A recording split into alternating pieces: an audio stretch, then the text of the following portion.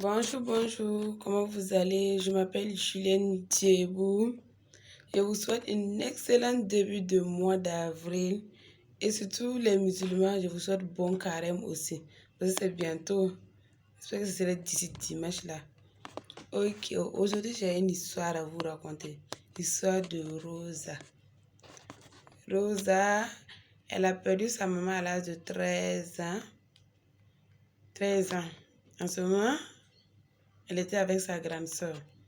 La fille de sa mère, bien sûr, la première femme de son papa. Et après le décès, elle est revenue pour passer son examen de CEP. Quand elle a fini de passer l'examen de CEP, l'histoire de Rosa a commencé là-bas. La grande soeur la ramena au village ce papa, parce que Rosa, elle est invivable. Vous voyez, quand ta maman n'est plus vivante, c'est compliqué, hein? Ok, arrivé au village, elle fait 3 mois. Le papa, dans ses contacts, trouve un de ses cousins ou un de ses neveux et dit Rosa, tu vas aller fréquenter Awaga. Le problème, c'est que Rosa, ce n'était pas ce monsieur que Rosa aimait parce que le monsieur avait une soeur, Tata Karine. Rosa aimait tellement Tata Karine qu'elle souhaitait de tout son cœur vivre avec Tata Karine. Et ton papa dit Rosa, tu iras vivre le grand frère de Tata Karine.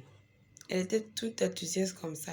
Parce que c'était pas parce que c'est le gars, mais parce que c'était le grand frère de Tata Karine. Ok. Rosa arriva là-bas. Hé Rosa, ta tête aussi de...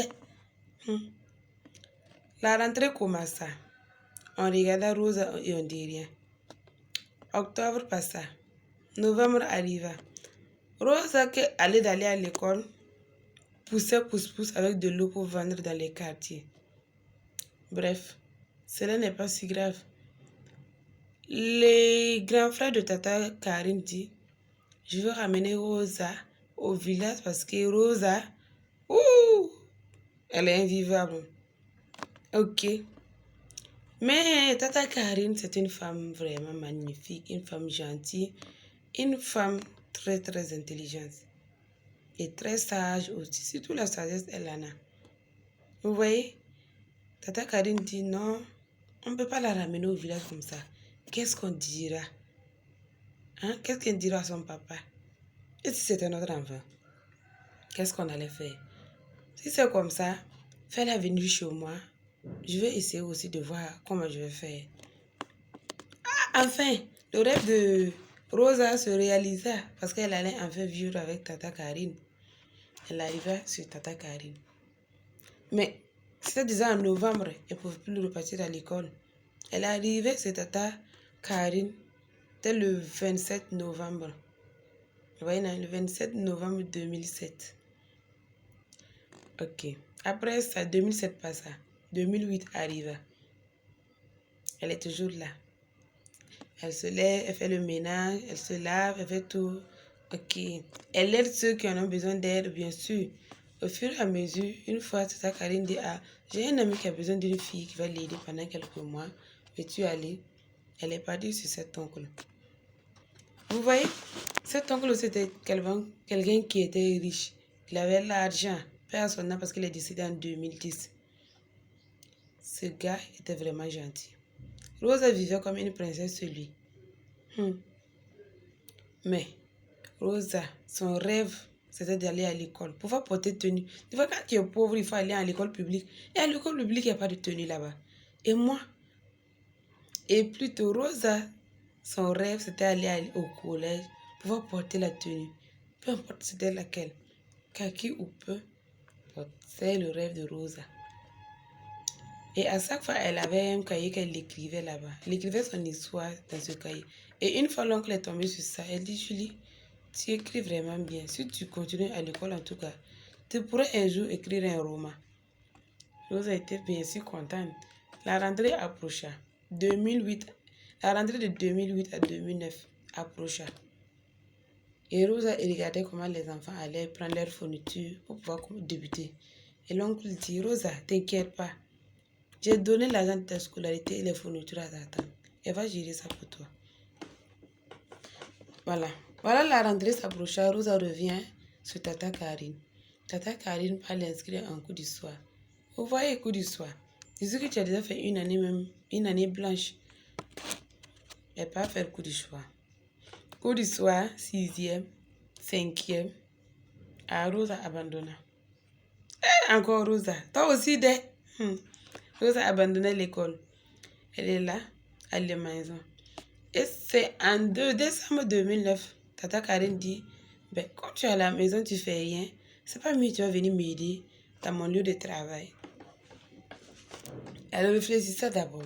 Mais en janvier 2010, Rosa a commencé à travailler avec Tata Karine. Et son premier salaire fut un 15 000 francs. Elle était contente comme ça. Rosa partait se payer un téléphone. Elle dit à Tata Karine, je vais prendre mon argent me payer un téléphone. Tata Karine dit, tu fais quoi avec un téléphone? Hein? Mais ok, comment tu as mis ton argent? Paye alors. Elle paye son téléphone. Elle paye une SIM. Elle met dedans. Ah, Rosa a commencé à grandir. En 2010, elle avait 17 ans. Elle avait 17 ans, presque 18 ans, parce qu'en août, elle aurait ses 18 ans. Donc, elle a commencé à travailler avec Tata Karine quand elle avait l'âge de 17 et demi. Au fur et à mesure, Rosa continuait encore ses bêtises. Tata Karine dit, ok, comme tu es avec moi et que tu fais ce que tu veux, je vais t'amener sur une de mes collègues. Là-bas, elle va te payer 20 000 francs.